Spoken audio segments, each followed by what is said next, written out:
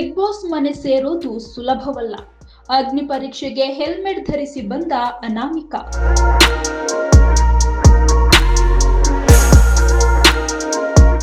ಇನ್ನೇನು big boss Kannada season 13 ಆರಂಭವಾಗಲು 2 ದಿನಗಳಷ್ಟೇ ಬಾಕಿ ಉಳಿದಿದೆ. ಇದೇ ಭಾನುವಾರ ರಾತ್ರಿ 9 ಗಂಟೆಗೆ ಹೊಸ ಸೀಸನ್ ಆರಂಭವಾಗಲಿದ್ದು, ಬಿಗ್ ಬಾಸ್ ಪ್ರಿಯರ ಕುತೂಹಲಕ್ಕೆ ತೆರೆ ಬೀಳಲಿದೆ. ಕಲರ್ಸ್ ಕನ್ನಡ ವಾಹಿನಿ ಪ್ರಸಾರ ಮಾಡ್ತಾ ಇರೋ ಪ್ರೋಮೋಗಳು ಈ ಶೋ ಬಗೆಗಿನ ಕುತೂಹಲವನ್ನು ಇಮ್ಮಡಿಗೊಳಿಸ್ತಾ ಇದೆ. ಕಾಮನ್ ಮ್ಯಾನ್ಗಳ ಅಗ್ನಿ ಪರೀಕ್ಷೆಯ ಹೊಸ ಪ್ರೋಮೋ ಬಿಡುಗಡೆಯಾಗಿದೆ. ಬಿಗ್ ಬಾಸ್ ಮನೆಗೆ ಪ್ರವೇಶ ಪಡೆಯಲು ಸ್ಪರ್ಧಿಗಳು ವಿಭಿನ್ನ ರೀತಿಯ ಸವಾಲುಗಳನ್ನು ಎದುರಿಸ್ತಾ ಇದ್ದಾರೆ. ಈ ಬಾರಿ ರೈತ ಮಹಿಳೆಯೊಬ್ಬರು ಬಿಗ್ ಬಾಸ್ ಅಗ್ನಿ ಪರೀಕ್ಷೆಯಲ್ಲಿ ಭಾಗವಹಿಸಿದ್ದು, ಮಹಿಳೆಯ ಮಾತಿನ ಶೈಲಿಯನ್ನು ತೀರ್ಪುಗಾರರು ಮೆಚ್ಚಿಕೊಂಡಿದ್ದಾರೆ. ಹೆಲ್ಮೆಟ್ ಧರಿಸಿ ಸ್ಟೇಜ್ಗೆ ಎಂಟ್ರಿ ಕೊಟ್ಟ ಅನಾಮಿಕನ ಮಾತಿನಿಂದ ತೀರ್ಪುಗಾರ ವಿನಯ್ ಗೌಡ ಕೋಪಗೊಂಡಿದ್ದಾರೆ.